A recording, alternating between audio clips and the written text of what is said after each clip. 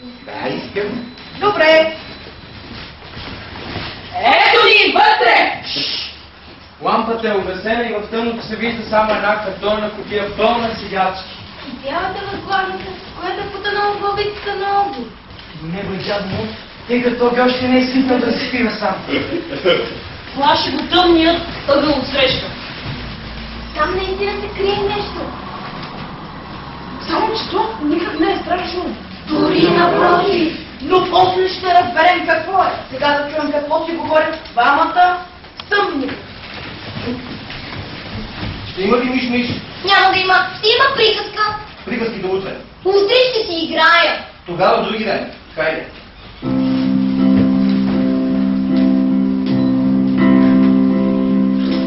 Миш, миш, миш, време да спиш, целият квартал вече заспал. Спинкат стъпалата, спинкат перилата, асансьорът спинка, спрял като картинка. Не искам миш-миш, искам приказка. Съндивото копче държиш ли го? Държи го! Попитах, държиш ли го? Държа го. Ама гушни ме. Ето.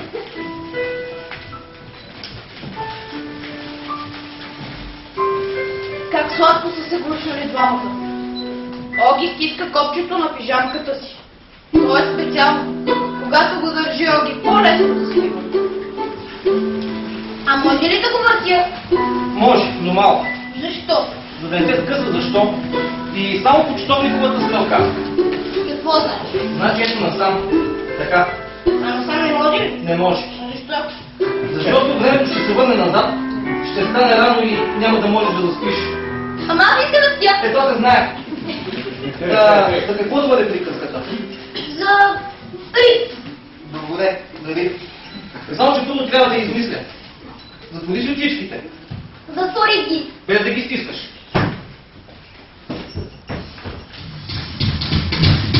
Към картонената кутия играчките на Оги още не искат да се откусят.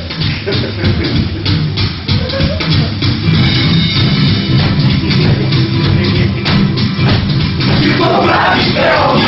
Всички ме чакат. Самолетът излита, ни подпада плака. Оги, пусти стената, няма да вдигаме шум. По-е приятна играта, защото се играе на ум. Тихе започва, ние ще сами на българска почва. Купувай билети, дайте сме стане за още двеки. Можеш и ничко, може да страничко, ами ще горбата, за теб ще ръждята. Аз съм твоята система, на воля ставка, с мен не ти. Аз съм твоята агента, след малко сбората, след някакви дни.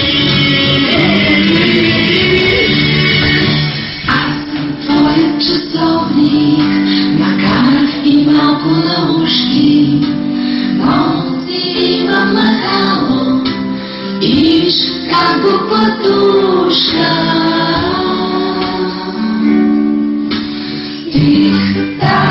Тик-так, часовете в мен съвсем да игри, 24 на ден.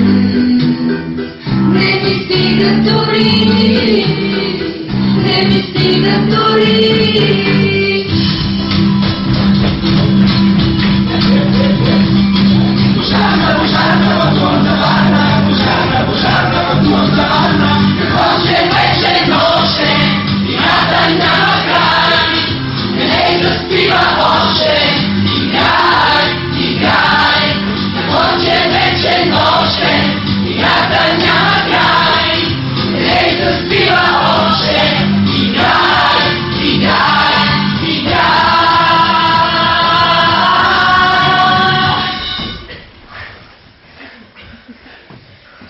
Докато играчите звънчат и пищят от кутията. От другия ъгъл на стаята Онзи спомни, за когото казахме. иде съвсем друг глас.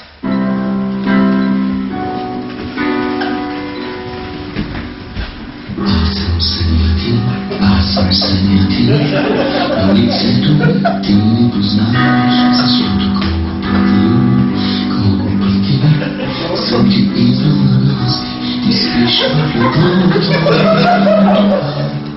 Кажи да не спи сега, след седални мишки, след танци на мишки, след чисти мъстишки. На колените даже аз не чиствам сърцата, а какво да се каже за съня на децата, за съня на децата.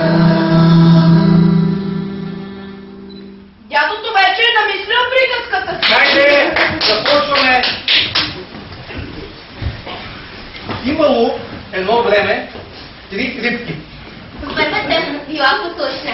Старата също била послушна. Третата тя също била послушна, само че малко напротив. Веднъж майка им ги извикала и им казала: Деца, трябва много да се пазите от въдиците. Какво е бъдица, бе, дядо? ще чуеш. Въдицата, деца, е една кука, с която хората ни ловят. Мушват я в един червей и я пускат завързана за конец във водата. Ако някоя глупава рибка лапне червея, хваща се на въдицата и я издърпват. Това са мои кръговите червеи и не се тръване значи е се скука и не се предвид старата булка, ако е език, значи е се скука, значи е се скука, значи е се скука, значи е се скука, значи е се скука, значи е се скука. Запомнихте ли? Запомних мъничите, запомних мъничите, запомних мъничите, само че малко напротив.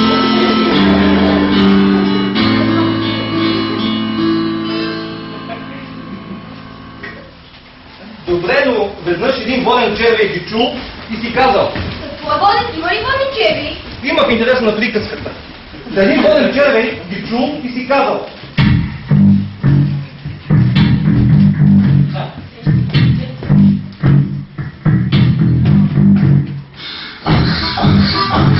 Играта е на страх, не е вече страх от ринешки стомах. Вместо в духа да се крия, като кука ще се вия. Играта им разбрах, към изтръгът им чай съм с въдица. Ще ме пази, но ще не разбирам от бегълице. Трудскито спи в мен.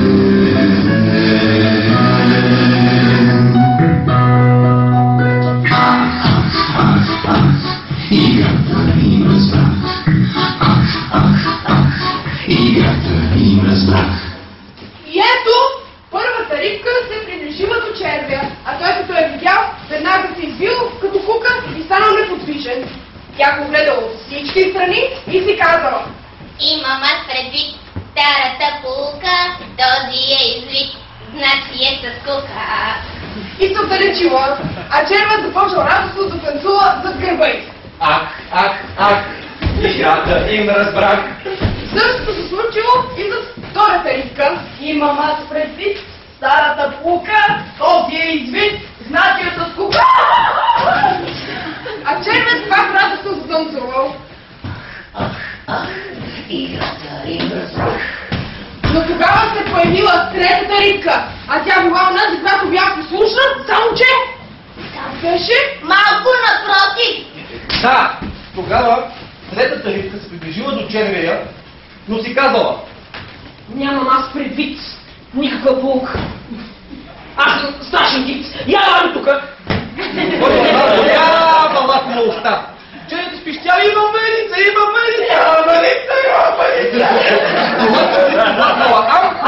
И готово. И така свършва приказка. Хайде сега да спим. Но защо глапнала? Защото те се правят с червей, за това. А той защо няма водица? Защото въдицата би била дидактика. Ти знаеш ли какво е дидактика? Вие разбира се, не знаете какво значи тази вътрешна дума. Той не знае, но това няма значение. За него му е само мъчно за червея. А дядото вече започва своята приспивка. Миш, няма ли да спиш? Запуши ушета, сън човече шета. Затвори очички, както правят всички, че на твоя дядко и не бива виждам рухави. Само, че играчките в картонената кутия отново се обаждат.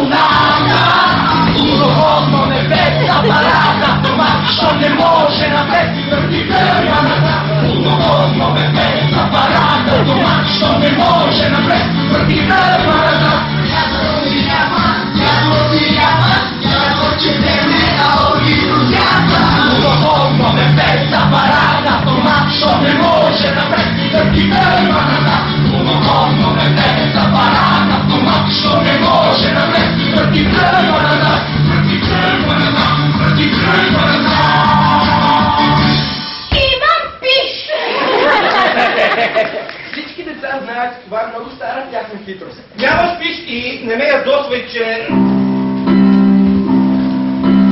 Хайде, ми,